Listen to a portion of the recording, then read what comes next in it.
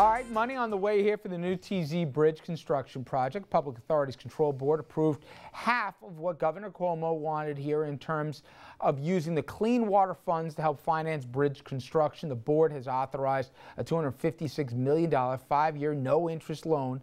Environmentalists say inappropriate use of money meant for drinking water and sewage treatment projects, but nonetheless, money's going there. First of all, Andrew, the number. It's half of what he asked for. Was this expected? No. I was speaking with State Senator Andrea Stewart-Cousins for the newsbreaker show that we do on Lower Hudson Valley on the weekends, and she said that she wasn't surprised by it. But publicly, it was an enormous surprise. Everybody was talking about $500+ million, and it was only in the minutes before the meeting that the ask was reduced down to the $200 million range. And that's on top of the confusion as to whether it's appropriate to use these funds for environmentally related portions of bridge construction. The money will get them a little bit of the ways. They're not using any of the money to help take down the old bridge, which is what part of the ask was for as well, to do that in a way that's environmentally sensitive. My understanding also is that they're going to come back for the second half of the money, that this isn't over yet. They're going to request the second half of it. There was pressure on the legislature to turn this down, the Senate and the Assembly, because there was no toll plan and because the use of the money was inappropriate. This is a political deal that's not going to solve those problems. And I'm not so sure the money's actually going to arrive.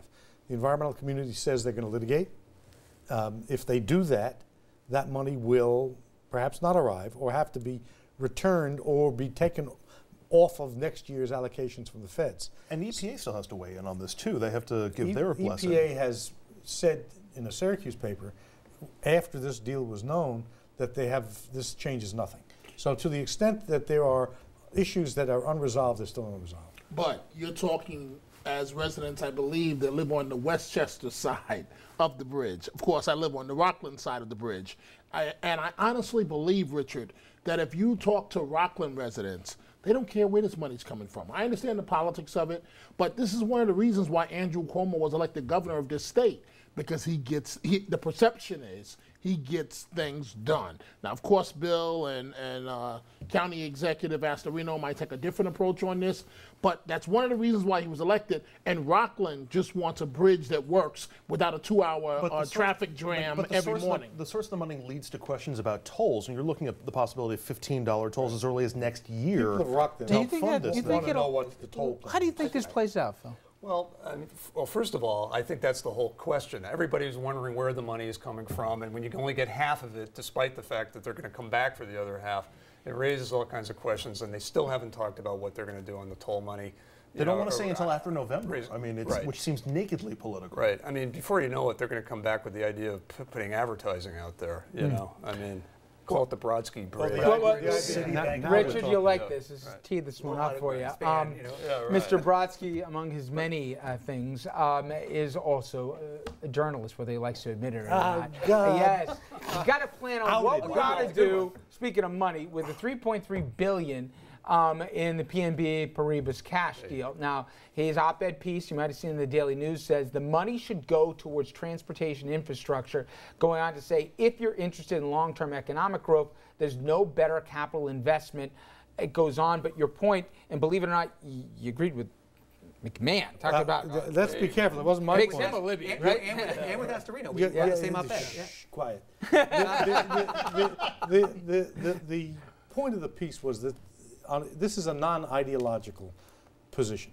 When you get non-recurring revenues, one-shots, things you have one time, you don't fund tax cuts like the conservative Republicans in the Senate want to do, or education aid promises like some of the progressive activists want to do.